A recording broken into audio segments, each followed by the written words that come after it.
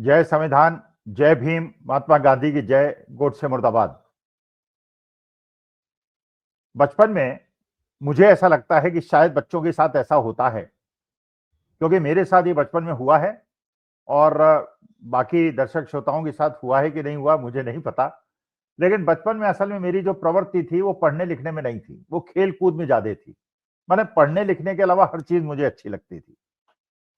पतंग उड़ाना, गुल्ली डंडा खेलना, गोली खेलना, क्रिकेट खेलना, कवि बनना, मतलब हर चीज का शौक था।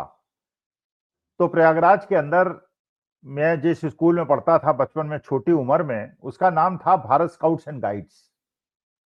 और भारत स्काउट्स एंड गाइड्स में उस जमाने में सुविधाएं हमारे पास होती नहीं थी, कोई साइकिल और कार मोटरसाइकिल होती नहीं थी, तो पैदल जाते थे। तो तीसरी चौथी क्लास में क्रिकेट खेलने का शौक था, तो मेरे अम्मा ने मुझे 3 विकेट और एक बल्ला खरीद के दे दिया था, एक बॉल खरीद के दे दी थी। अच्छा, उस जमाने का नियम ये था कि जिसकी बॉल होती थी वही क्रिकेट का कैप्टन बनता था, वही बैटिंग करता था, और बैटिंग करने के बाद उसका अगर मन खराब हो जाता था तो बॉल लेके चला जाता था और खेल वहीं खत्म हो जाता था। जिसकी बॉल वो कैप्टन बनेगा वही खेलेगा। तो इसलिए बॉल मेरे पास थी, बैट मेरे पास था और 3 विकेट मेरे पास थे। तो मैं जब स्कूल जाता था तो कई बार मेरे साथ ऐसी घटना घटी कि मैं स्कूल से चला तो मैंने तीनों विकेट अपने बगल में दाबे, बॉल दाबी, बैट दाबा और स्कूल पहुंच गया। जब 3-4 किलोमीटर दूर जाके मैं स्कूल पहुंचा तो मुझे ख्याल आया, यार मैं तो अपना बस्ता ही घर में भूल आया। तो दौड़ता हुआ जाता था घर में, अपना बस्ता उठाने, अम्मा से 2 थप्पड़ खाता था, फिर जाता था कि भाई तू जिस काम के लिए तेरे को स्कूल भेजा है, पढ़ने के लिए, तो पढ़ लिया करिए कि बैट बॉल तो बाद में भी खेल सकता है, अगर बैट बॉल ले भी जाना है तो कम से कम बस्ता तो ले जाया कर। तो ये मेरे साथ होता था, लेकिन ये बचपन में होता था। बचपन के बाद जब मैं इंजीनियरिंग में गया, एमबीए में गया, तो मुझे लगा कि नहीं, बिना शिक्षा के जीवन में कुछ रखा नहीं है, ये सब खिलवाड़ है।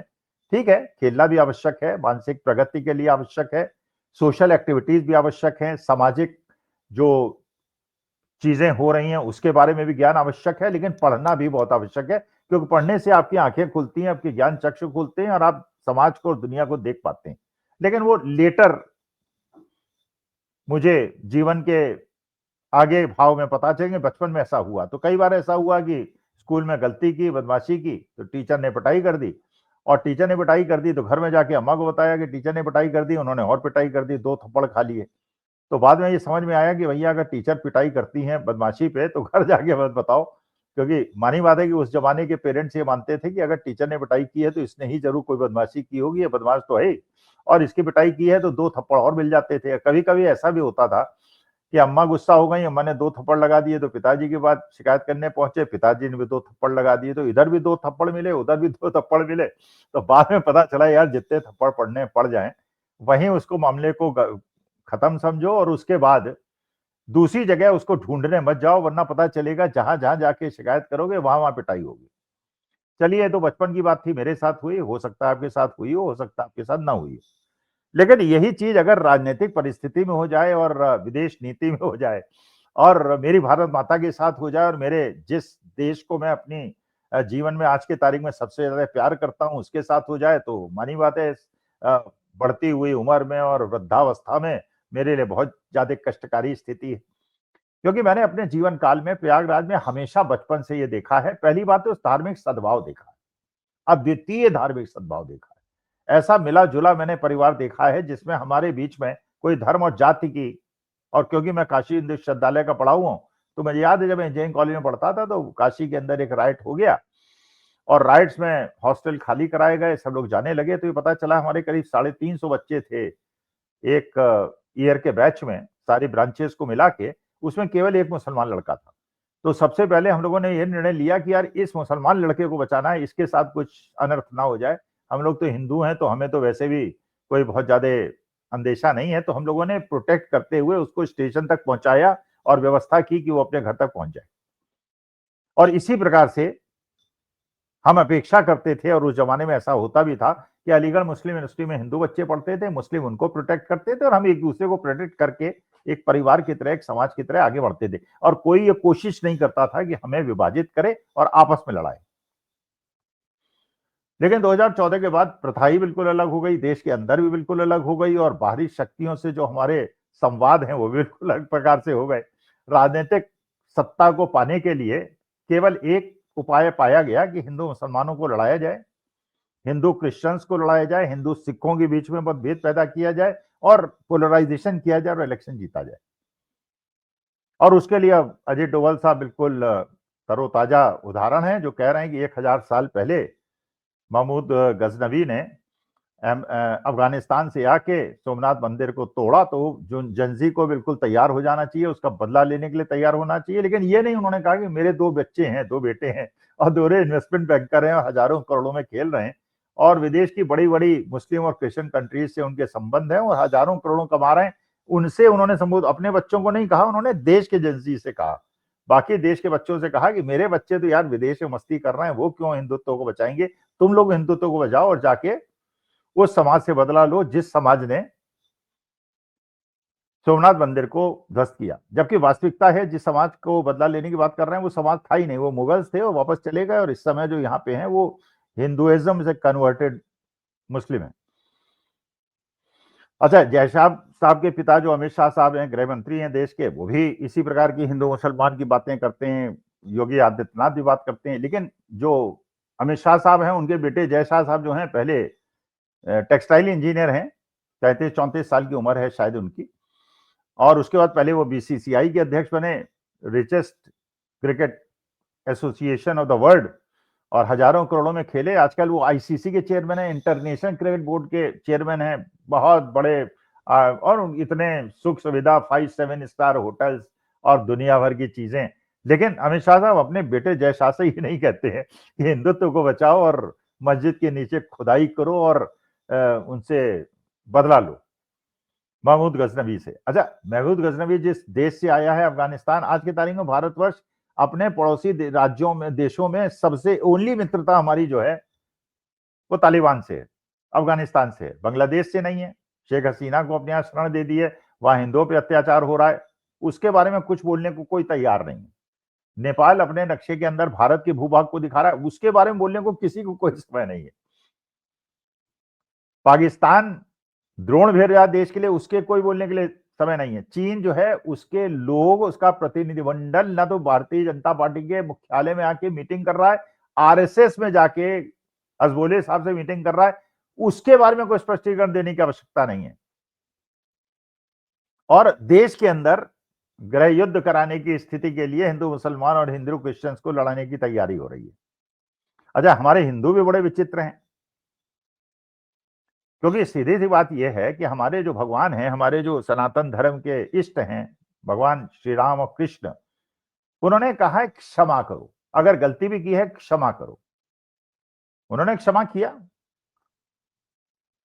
जैसे जब बीज पितामह शैया पे लेटे हुए थे, तो उन्होंने, प्यास लगी, उन्हें पानी की आवश्यकता हुई, उन्होंने अर्जुन से कहा, अर्जुन ने धरती को भेदा, पानी की झार निकली, उनको पानी मिला। तो वैमनस्य तभी तक जब तक युद्ध है, उसके बाद वही पूर्ण संबंध। और उसी प्रकार से रावण का भी सम्मान राम ने मारने के बाद किया। तो प्रश्न यह है कि जो हमारे ईश्वरों ने सिखाया वो हमने सीखा क्यों नहीं, सनातन धर्मियों ने। और जीसस क्राइस्ट को मानने वाले क्रिश्चियन ने सीखा, जैसे अभी हुआ क्रिसमस के अंदर हुआ, कि क्रिसमस के अंदर जो तथाकथित अपने को सनातनी कहने वाले लोगों ने गिरजाघरों पर आक्रमण किया और व्यवधान डाला और उनका अपमान किया, और काशी के अंदर स्नान करते हुए जापानीज परिवार को अपमानित किया। तो जब राजीव रंजन सिंह जो न्यूज 24 के हैं, उन्होंने क्रिश्चियन से जाके बात की कि इसके बारे में आपका क्या विचार है, उन्होंने कहा हमारे जीसस क्राइस्ट ने कहा है क्षमा करो, तो हमने क्षमा कर दिया, भूल गए। तो जो उनके ईश ने कहा वो तो क्रिश्चियंस ने मान लिया, हमारे भगवान ने जो कहा उसको हमने क्यों नहीं माना। क्षमा बड़न को चाहिए, छोटन को उत्पात, क्या हरि को घटियो जो भृगु ने मारी लात। माने भृगु अपने अहंकार में आ गए, उन्होंने प्रभु विष्णु के सीने पे लात मार दी। भगवान विष्णु ने कहा कि प्रभु आपके पैर में चोट तो नहीं लगी। मतलब जिस संत ऋषि ने भगवान के सीने पे लात मारी, भगवान ने कहा मेरे को अपने सीने की चिंता नहीं है, तुम्हारे पैर में दर्द तो नहीं हुआ। ये है हमारा सनातन धर्म। और यहाँ पे 1000 साल पुरानी घटना, जिसके संबंधी आज हिंदुस्तान के अंदर रहते भी नहीं है, उनके खिलाफ भड़काकर देश के अंदर गृह युद्ध कराने का प्रयास देश के नेशनल सिक्योरिटी एडवाइजर कर रहे हैं। अच्छा, वैश्विक परिस्थिति क्या है? अमेरिका के लिए सब कुछ किया, डोनाल्ड ट्रंप को राष्ट्रपति बनाया, उनको सनातनी बताया, उनके लिए हवन कराए, उनके लिए यज्ञ कराए, अब वो राष्ट्रपति बन गए। अब बन गए तो उनको रोज गाली देते हैं। अरे भैया, अगर तुम्हारे अंदर इतना दिव्य ज्ञान था और उनको राष्ट्रपति बनवा ही दिया था और सनातनी मानते, तो अब क्यों गाली दे रहे हो? अच्छा, उन्होंने गाली दी तो चीन के पास चले गए, चीन ने हमारे भूभाग पे अपना क्लेम कर दिया और पाकिस्तान को प्रेरित करता रहता है कि भारत के अंदर युद्ध छेड़ो और कुछ न कुछ अपना दखलंदाजी करते रहो।